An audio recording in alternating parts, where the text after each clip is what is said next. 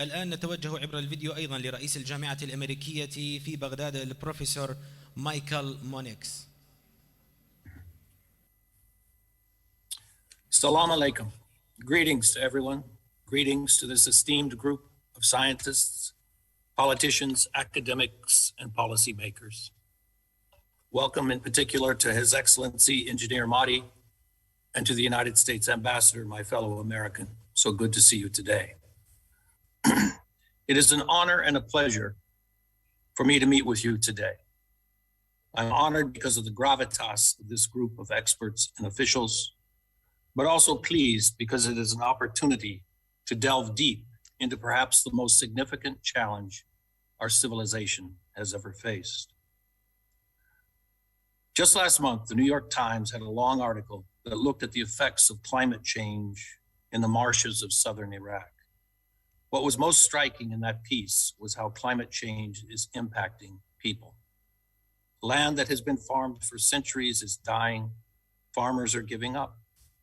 Oppressive summer heat is becoming unbearable, even for people who have endured Iraq's summer heat for generations. Water resources are drying up. Marshes are not being replenished.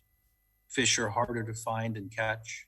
In short, the effects of climate change are hitting many Iraqis hard and causing changes in the land, in the culture, and in old and revered ways of life that are having a far greater impact on your children, your families, your friends, and your neighbors in this ancient land. Politics and which party gets which ministry matters very little when you're watching your land, your family, and your culture wither away. The struggles over water may well lead to more confrontations, more actual wars in the region than any other issue. Water security is a global geopolitical issue. After all, water is a human right, not a resource used to dominate and control other people. It must be shared and it must be managed. We have all seen and heard in the news just how critical the issues of water security and climate change are, and how they impact human civilizations around the world. As an academic, my focus is Iraq now, and it is here that my university, the American University of Iraq in Baghdad, has a critical role to play in Iraq's future.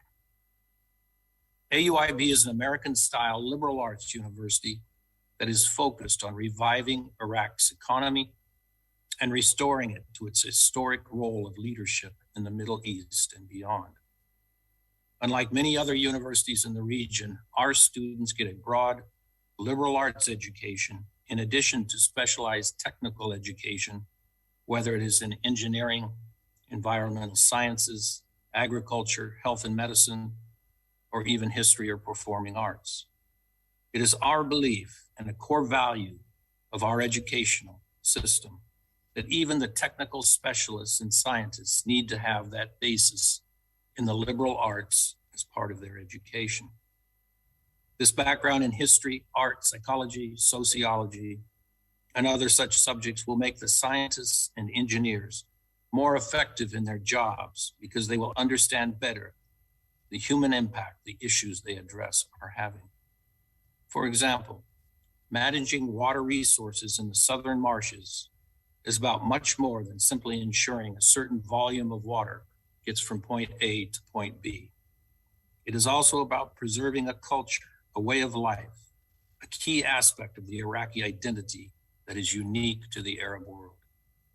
When the marshes were drained under the old regime, it was not just water that was drained, but also a culture, and the loss to Iraq was much worse than purely environmental effects. In the coming year, AUIB will start its College of Agriculture and Environmental Sciences. It will also start its College of Engineering and the College of Medicine, among others. Other health-related colleges are already opening, along with colleges of business, international studies, and arts and sciences. But the common core of all of these programs will be a liberal arts education that enables our engineers, our doctors, dentists, our high school teachers, our journalists, and all other graduates in their respective professions to fully understand the full impact of their work on the whole of society, on the whole person, on the culture and the Iraqi way of life. But we cannot do this on our own. We are deep into talks with two of the most prestigious universities in the world to guide our College of Agriculture and Environmental Sciences. I'm not yet at liberty to announce who they are, but they will be an enormous resource in developing our curriculum and adapting global studies and expertise to the needs of today's Iraq.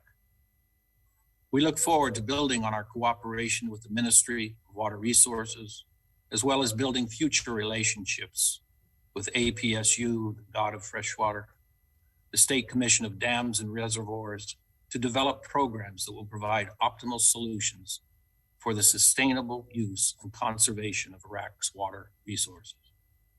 We need your input as we develop our curriculum for our students. We want you, as the best experts in the country, to visit our campus and be guest lecturers in our classes. We want you to give our students internships and mentor them as they prepare for careers working on these very issues. We want to work with you to hold conferences and training that will bring in international experts from the region and around the world to help develop Iraqi solutions to Iraqi problems. In short, we are your university, and we want to work with you in every possible way to be an agent of positive change in dam safety, water resource management, and ameliorating the effects of climate change, to address environmental impacts in various regions of the country, and to educate the general public about these vital issues that will impact their lives and the lives of their children. I am often greatly saddened and depressed by what I see and hear in the news about climate change and the impact on the people of Iraq. However, as a university president, I am encouraged and excited about the possibilities that lie before us. A great American-style university in the heart of Iraq that is working closely with the scientific community to find Iraqi solutions to Iraqi problems about the most pressing issues of today. Ladies and gentlemen, my heartfelt congratulations to you for the good work you are doing, and a huge thank you from all of us for your efforts on humanity's behalf.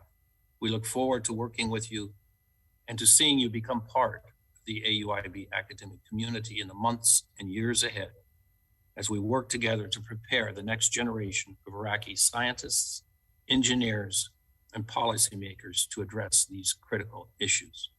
Thank you so much.